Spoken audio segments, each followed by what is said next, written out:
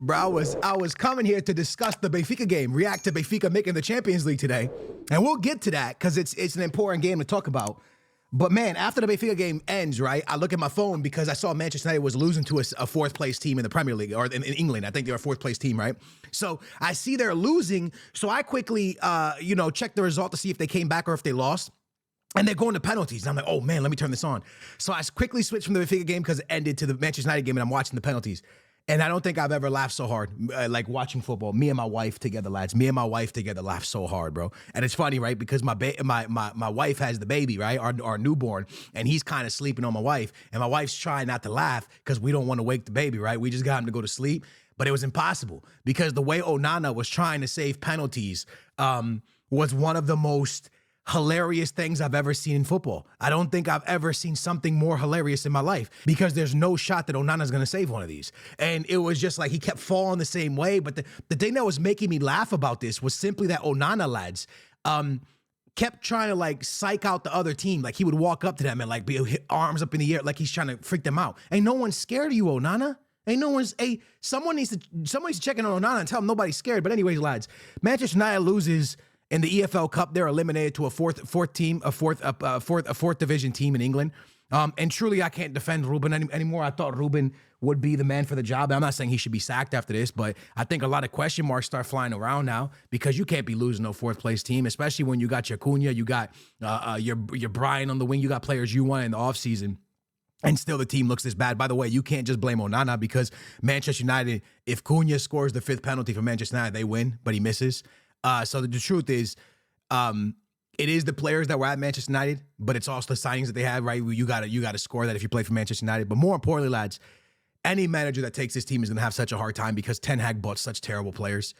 Replacing De Gea with Onana needs to be studied as one of the biggest mistakes, one of the biggest flops, one of the biggest criminal acts in modern football.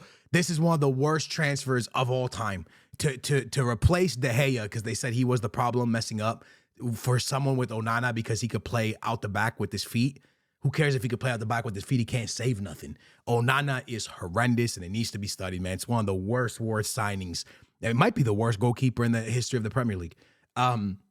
And I'm not saying that laughing. Onana is absolutely terrible, bro. Manchester United didn't address their goalkeeper situation in the offseason. It's not looking good for Ruben Amorim, bro. It's not looking good. He might be back in the Portuguese league quicker than my boy Darwin Nunez was at Liverpool. Regardless, let's switch topics to the Portuguese league, man. Very interesting game. I respect Fenerbahçe so much. I think they're a phenomenal team. I think they're such a good team out of Turkey. There was a lot of talk going into this game. There was a lot of talk. I saw that the vice president of Fenerbahçe was saying that he just said that it should be an easy game, that it was an easy game against Benfica and that Fenerbahçe was going to eliminate Benfica and go through. And Mourinho at one point said that Benfica had never beat him before. There was a lot of talk. I'm going to be honest with y'all. When I saw the teams that were there, Feyenoord, Nice, Fenerbahçe, and I forget who the other team was. There was another really good team there. And I can't think of who the other one was right now.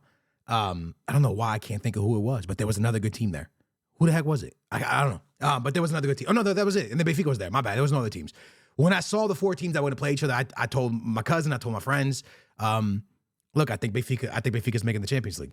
I never felt that Benfica was superior to those teams, but I thought Benfica had a really good transfer window, and I thought that Benfica had the team to advance. I thought that I think Benfica's built for at least the round of 16s in the Champions League. And if you look at Benfica's history over the last few years, they've been to the quarterfinals, the round of 16. They competed really well against Barcelona last year. So when you really look at Benfica, they're a team that is not built to win the Champions League, but built to be in the Champions League. So I thought when I saw the matchups, I never really thought that, okay, Benfica's not going to make it through. Did I think Benfica could lose? Of course I thought Benfica could lose. I would never disrespect any team or say, but I also think that Benfica, when they're building their team to try to advance past the round of 16 in the Champions League, right? To the quarterfinals, probably the furthest they're going to get. But they build in that way. And that's why a few years ago, you saw them go to the quarterfinals where they lost to Inter Milan.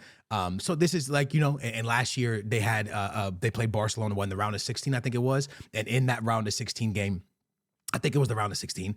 In that round of 16 game, I mean, in the first game, if you were to think about it, we had Barcelona down to 10 men and we had many opportunities to score many goals. Does that mean we were going to advance? Probably not, because Barcelona would probably beat us in the second leg, but we had many chances to score many goals when Barcelona were down a man early. I think Kubasi, got a red card very early last year. So with that all being said, you look at what Benfica was able to do last year in the Champions League, and then the signing of Enzo, the signing of Didic, and the signing of Rios, and Ivanovic up top, you really start to look at it and go, and I just thought to myself, okay, if this team actually plays well and clicks together, I think we're going to be in the Champions League. And I think that's fair. I don't think that Benfica outperformed Fenerbahçe or Nice crazy. I think they were really good against Nice. Against Fenerbahçe, they played. I really felt confident that we were going to get past them when we had a red card in their stadium and we left there 0-0.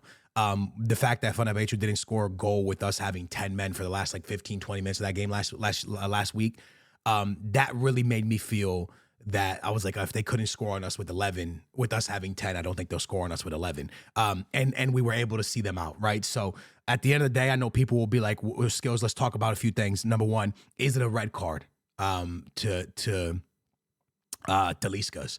I think the red card for Talisca's is soft. I think that the red card to Florentino Luis last week was kind of soft. He got 2 yellow cards very quickly.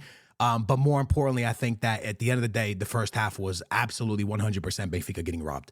And I know a lot of Turkish fans are not going to agree with me on this when I say it, but if you go back, lads, and you watch the goal that Barreiro scores, they call a foul. I just don't see it. I don't understand how that's a foul. I don't understand how we're calling that in modern football. I don't understand how we're calling that in the UEFA, in the Champions League. It's very, very poor. I don't think that he fouls him. If anything, lads, when you look at this play, I want you to look more at the goalkeeper and how does the goalkeeper suffer a header from that angle? That's what I'm more shocked about. How did they suffer a goal from that angle? But the referee, I think, 100% bailed them out on that. The second thing I want to say to you guys really quickly, on the first goal Benfica scores that they say it's offsides, we never saw lines. We never saw lines. Do I think Barreiro's offside? I want to say maybe when Antonio Silva headers it, but at the same time, lads, I don't know because they never put up lines. How are we not putting up lines? First of all, in Benfica Stadium, which 100% has VAR and all kinds of technology in there, right? But number two, how are we not putting up lines in the in what is the Champions League, right? Like to make it into the Champions League. I'm not 100% sure how we're not putting up VAR for that. That to me, lads, is very, very, very shocking. So again, a lot of y'all might think that I'm wrong for that or whatever, but I'm looking over here on this screen because I want to see it. The first, I'm gonna show you guys a few things. This is the goal that I'm talking to you guys about, and I don't want to show too much here. I'm just gonna kind of do pictures. They're calling a foul on this, and his hand is barely extended, and Benfica goes on and scores here. I'm not really sure how the heck. You can't really see the angle, lads, but like, come on, man. You can see there's not like an extension of both arms. It's really weird. If anything, I'm more like, yo, how does the goalkeeper suffer from here? So personally, I think that's a goal. I'm not really sure how that is not given. I'm really, really, really confused on that.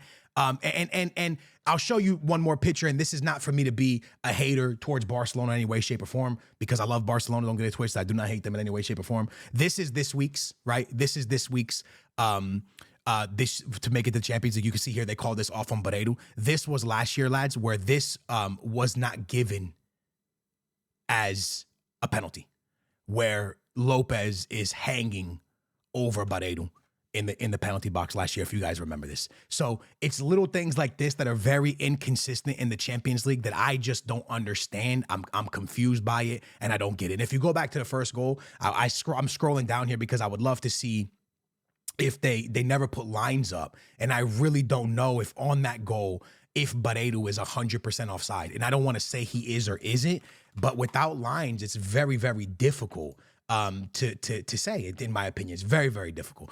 Anyways, Benfica comes out with a midfield of Barreiro, Enzo and Rios. And I just want to tell you right now that, in my opinion, Benfica made three remarkable signings. Number one, the best signing of the summer, without a doubt, is Didic. This is probably the best right back I've ever seen to play at Benfica. I've also seen João Cancelo. I've seen Nelson Smith. I've seen some right backs come through Benfica, lads. And I got to be 100% real with you. I don't think I've ever seen somebody with the quality of Didic. This guy is phenomenal. I texted my friend during the game, and I said, I could see this guy at Barcelona, if not next year, the year after. He just seems so much like a Barcelona right back. The dribble out the back, the passing, the 1v1s. He seems so much like a Barcelona type player. I hope no one ever buys him. He is unbelievable. I love him. I think he's incredible. A phenomenal player. After him, I think the next best signing is Enzo. Came from West Ham. He's on loan right now, but at the end of the year, we have to buy him for $13 million. This guy is an unbelievable defensive mid. He doesn't miss passes, intercepts the ball well. He is literally a leader in that midfield. He is what Benfica's needed for a long time. When I think about Benfica, good teams, Javi Garcia was amazing for us. Faja was amazing for us. There's always a crazy, awesome defensive mid. Ramirez was there for us. We always have a crazy good defensive mid whenever we have a good team, and I feel like this Enzo brings a lot of quality to our midfield. And then Rios today played a game for me that I was on the fence about Rios because I thought that he needed time to adapt to Europe. Today, he played incredible. From the back to the front, winning balls, getting forward, being aggressive, pushing the team forward. Rios was absolutely phenomenal. I look at this Benfica lineup, and I think that as good as Fenerbahçe was, I think this could have been a lot worse for them. In the simple fact that if Barreiro was actually an attacking midfielder. Barreiro was if you look at Benfica's lineup, and I'll show you guys really quickly, and this has been Benfica's problem for a very, very long time. We have awesome players like Arsenis, but he's not a winger, so he's a center mid playing right wing. And now we have a more box-to-box midfielder playing behind a striker as a cam. The amount of goals that Barreiro left on the table this game is crazy. In the first half, more in the first half, is crazy. If you were to put a cam here, which Benfica was linked to many, they talked about Dybala, they talked about João Felix, the list goes on of how many cams were linked. If you would have gotten a player like this, the quality of goals and the quality of play of Benfica would be a lot better. I hope before the market closes, we can find someone to fit this solution right here. Ivanovic off the bench is really nice when we're in the 4-4-2 system. For games like this, when you're playing against Sporting, the Champions League, you don't want to have two strikers out there. Having a player right here that's a creative midfield, having the final pass would be massive for us. So hopefully we can find that. I love this lineup. I'm going to be honest with you. It's been a while since I really liked the Benfica lineup, like big time. There's a lot of players I like on this team. Last year, I didn't care for any player on Benfica's team. This year, I could tell you that I really like Pavlidis, and I liked him last year, but if I was to go out buy shirts right now, Pavlidis, I would buy Enzo's shirt, Rio's shirt, Didic shirt.